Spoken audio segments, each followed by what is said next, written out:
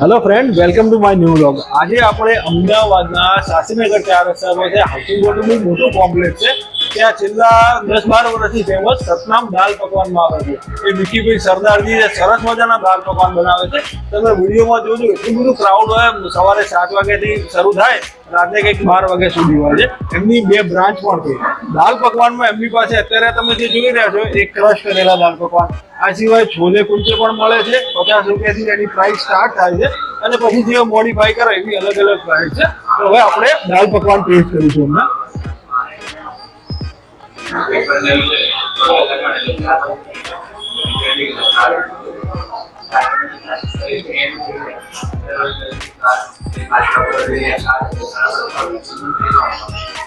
એકદમ સરસ મજાનો ટેસ્ટ છે એનો.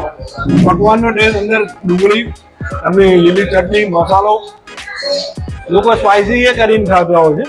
એની સાથે તમને મજા આવશે. અલગ અલગ ચીઝ વાળા પણ દાલ પકવાન હોય છે.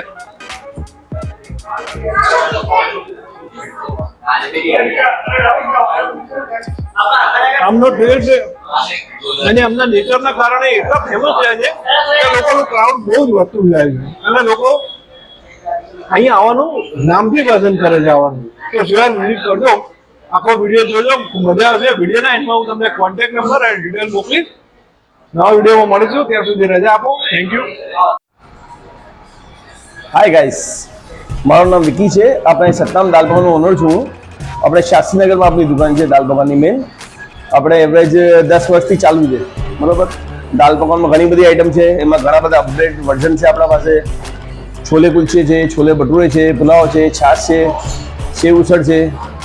આપણે સ્વિગી ઝોમેટો અવેલેબલ છે.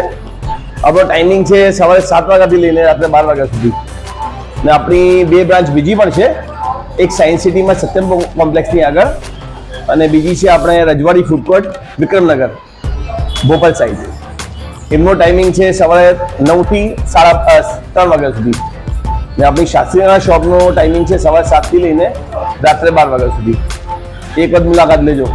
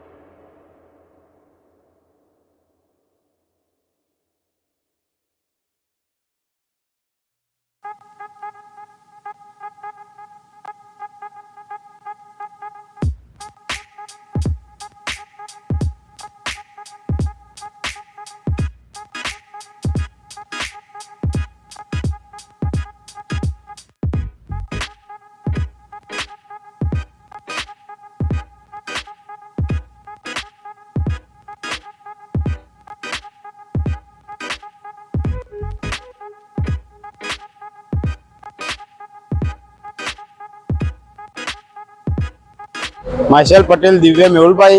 I am coming from the KK Nagar Gatodia. The dal pakwan of the Satnam dal pakwan was the best, and you should must try his dal pakwan. મારું નામ દર્શન પ્રજાપતિ છે. હું અહીંયા ઘાટોડિયામાં જ રહું છું. છેલ્લા 10 વર્ષથી હું અહીંયા આવું છું અને એવું રેગ્યુલર નહીં, પણ ક્રિકેટ રમીને ફિક્સ અહીંયા જ ખાવાનું. એટલે સારું બનાવે છે. આટલા એરિયામાં તો સૌથી બેસ્ટ છે.